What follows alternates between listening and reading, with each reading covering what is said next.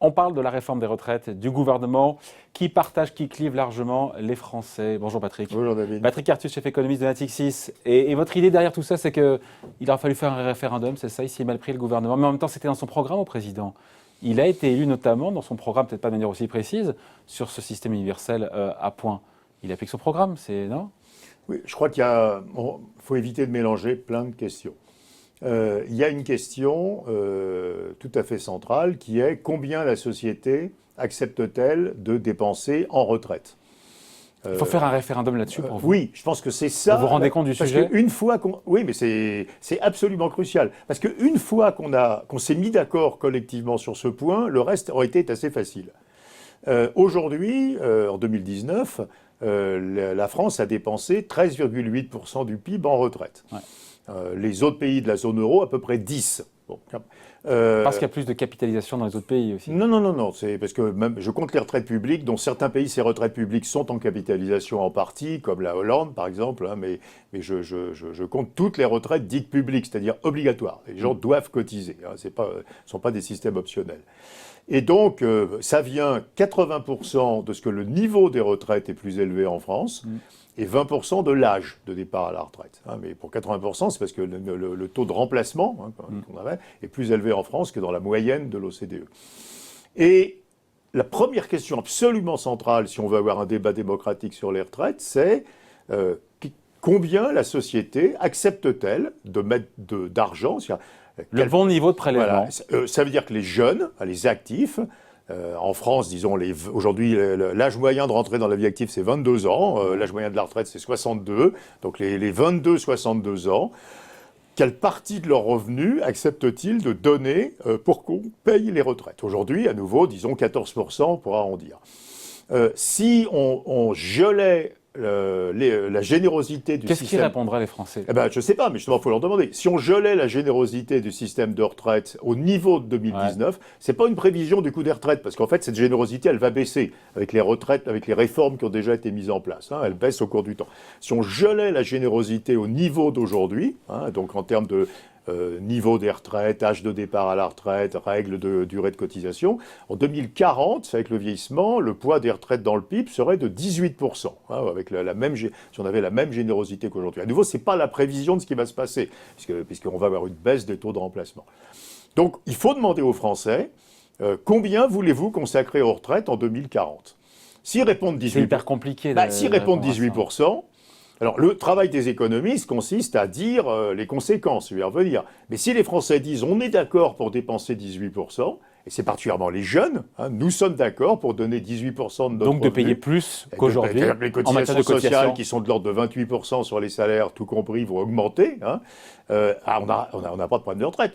C'est-à-dire qu'on gèle le système en termes d'âge et de niveau de retraite, et puis on monte les cotisations, et puis voilà. Et on a sociales pour les payés par les salariés et employeurs. Tout le monde. Ah oui, les deux, tout le monde. Le coût du travail, tout ça, on n'en parle pas. Tout le monde. Hein, on n'en parle pas du coût du travail. Oui, alors après, les économistes doivent dire, supposons qu'on décide, en gros, c'est ce que dit la CGT, hein, montons les taux de cotisation.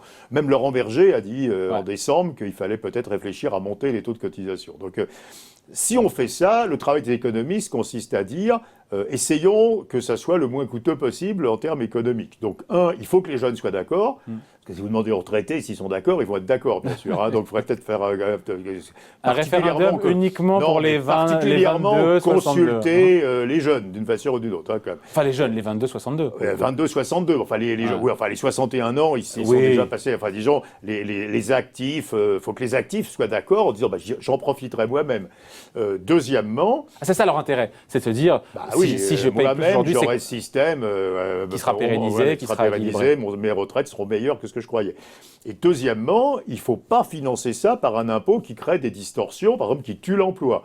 Et donc, ça veut dire qu'on va sans doute passer un impôt d'État et plus taxation des salaires. Donc il faudrait taxer tous les revenus, par exemple la CSG. Il faudrait taxer le PIB, quoi, l'ensemble des revenus. Parce que si vous faites porter le poids uniquement sur les cotisations sociales des entreprises, vous créez un problème de coût du travail, vous allez détruire des emplois, et donc ça va être extrêmement dangereux. Donc il faut financer les retraites autrement qu'aujourd'hui, si on décide de faire ce choix. Parce que comme les autres pays ne vont pas faire le même choix, et si on fait porter tout l'ajustement, par exemple, sur le coût du travail, cotisation sociale des entreprises, on va évidemment avoir un énorme problème de compétitivité. Mais on pourrait financer... Ça, c'est dans le cas où les Français disent allons à 18. Voilà. Allons à 18. Et s'ils disent on reste à 14 sachant que tendanciellement on va à 18. Mais je pense que ce débat... Aujourd'hui, la réforme des retraites proposée par le gouvernement, implicitement, suppose qu'on reste à 14.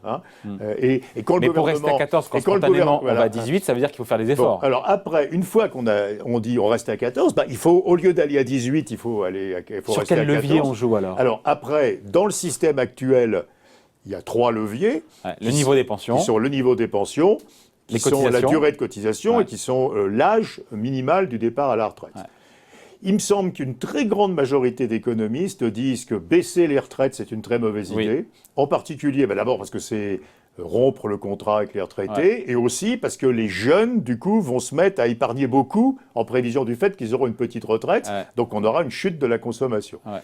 La plupart des économistes, il me semble aussi, rejettent l'idée de l'allongement de l'âge de départ à la retraite, parce que les Français ne sont pas rentrés au même âge dans la vie active, et donc on ne peut pas avoir le même âge de sortie de la vie active. C'est ce que dit Laurent Berger. Voilà, c'est ce que dit la CFDT, c'est ce que disait le président d'ailleurs à un certain moment, donc on ne comprend pas bien que le gouvernement n'ait pas suivi ça.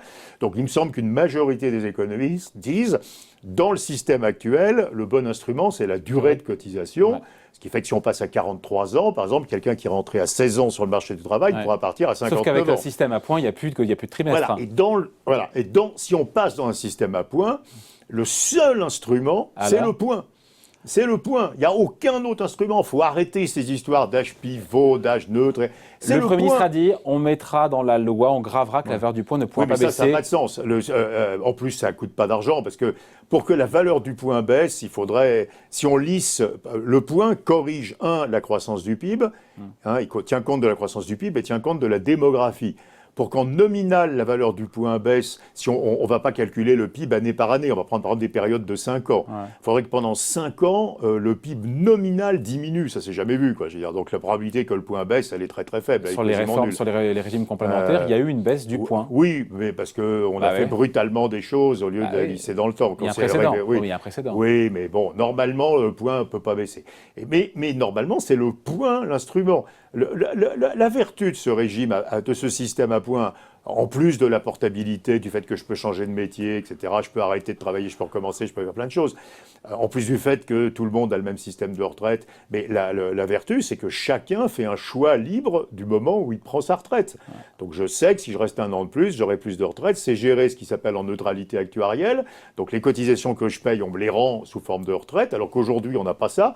Si vous travaillez plus longtemps, on vous rend qu'une partie de vos cotisations. On fait un référendum là-dessus, sur la liberté de se dire on part quand on a envie de partir. Sauf que est-ce qu'on est vraiment libre ? Puisque si on part trop tôt, on a le malus, lié à l'âge pivot. On peut choisir de rester... Quelqu'un qui resterait très très très très tard au travail pourrait même récupérer une retraite qui serait la même chose que son salaire d'activité, quoi. Dire 75 ans, enfin bon... La veille de sa mort, pourquoi pas. Mais pourquoi pas ? Il y a des gens qui n'ont pas envie d'arrêter de travailler. Regardez aux États-Unis, les professeurs d'université, les prix Nobel, ils font cours à 80 ans. Pourquoi on les mettrait à la retraite d'office à 65 ? Et donc, il y a des gens qui ont envie de continuer à travailler. Donc on fait un référendum sur quoi ? Sur le niveau de générosité, le niveau combien voulez-vous dans 20 ans dépenser sur les retraites ? Pas facile. Est-ce que vous voulez geler ? Il faut expliquer. Est-ce que vous voulez geler au niveau d'aujourd'hui ou est-ce que vous acceptez qu'on cotise plus, donc que les impôts des jeunes soient plus élevés ? Voilà. Et deuxièmement, est-ce que vous êtes d'accord pour que la régulation se fasse par un système à points, en expliquant bien que c'est un système qui est extrêmement favorable. Voilà, mais que pour que le système s'équilibre, il faut que le point baisse. Oui, mais aujourd'hui, le système s'équilibre de la façon la plus antidémocratique, qui est que la nuit, l'été, le gouvernement change les paramètres du système, ce qu'on a fait depuis 30 ans, depuis Balladur. Balladur, c'était la nuit, l'été. C'était totalement non démocratique. Aujourd'hui, on a un système qui est démocratique, une valeur du point. Les partenaires sociaux gèrent, Agirc Arrco, y compris tous les syndicats. En faisant baisser, j'insiste, la valeur du point. Mais oui, enfin, c'est un système qui était assez bien géré. Et bon, alors, dernière chose, évidemment, quand on passe d'un système de multiple à un système unique, il y a des gagnants et des perdants. Le gouvernement a sous-estimé, évidemment, la réaction des perdants, ce qui paraît étonnant, parce qu'on le savait depuis le début. Les perdants, c'est essentiellement les salariés du secteur public, de façon pour simplifier, et quelques professions libérales. Je pense qu'il faut compenser au moins partiellement les perdants. On ne peut pas demander à des gens de perdre à une réforme. Pensez aux enseignants, quoi. On ne peut pas demander aux enseignants de perdre 300, 400 euros par mois de retraite. La façon la plus intelligente qui a été utilisée dans d'autres pays de compenser les perdants, c'est de leur donner un capital retraite, par exemple dans le nouveau plan d'épargne retraite, qui compense le fait que leur retraite sera plus basse dans le nouveau système. Donc on leur dit, OK, votre retraite sera plus basse, mais l'État, aujourd'hui, donc il n'y a pas de problème de crédibilité, parce que les enseignants disent, oui, mais ce qui est dit là, est-ce que on va augmenter pendant les 20 prochaines années, j'en crois pas un mot. On dit, on vous donne 30 000 euros que vous mettez dans un plan d'épargne retraite, et ça va vous donner une rente quand vous serez à la retraite qui correspond à ce que vous perdez, et l'argent, vous l'avez. Donc, et ça aussi, on le met en référendum, ça ? Et ça, on peut le demander. Ben, ça va avec le système à points. C'est un système à points plus compensation des perdants. Ouais. Et si ça passe pas dans l'opinion, pour vous, c'est parce qu'on n'a pas interrogé les Français. Ça passe pas dans l'opinion parce que d'abord, ce qu'on entend tous les jours dans les médias prouve qu'il y a beaucoup de Français qui comprennent pas la nature du changement, qu'il y a beaucoup de Français qui comprennent pas à quel point ce changement est positif pour une grande majorité d'entre eux, et qu'on a fait semblant que les perdants allaient accepter de perdre sans protester, ce qui évidemment n'est pas possible. Donc il faut expliquer mieux. Mais il faut partir de ce choix social central qui est combien la société est prête à payer. Est prête à payer. Et à nouveau, si on avait un système, par exemple, de capitalisation, le choix serait le même. L'argent qu'on donne aux retraités, c'est du PIB. Après, on finit là-dessus, mais il peut y avoir aussi une espèce de schizophrénie où les Français veulent moins d'impôts et plus de services publics. Ils diront, je veux geler la part des prélèvements, mais je veux une retraite encore plus généreuse. David, on peut imaginer tout ce qu'on veut. Mais dans le grand débat, c'est un peu ce qu'on a vu. Après, il y a un autre débat à voir, une fois qu'on a décidé que c'était 14, 15 ou 16% du PIB, qui est la façon dont on lève l'impôt qui permet de financer ça. Là, ça ne dit rien sur le fait que l'impôt est plus ou moins progressif, etc.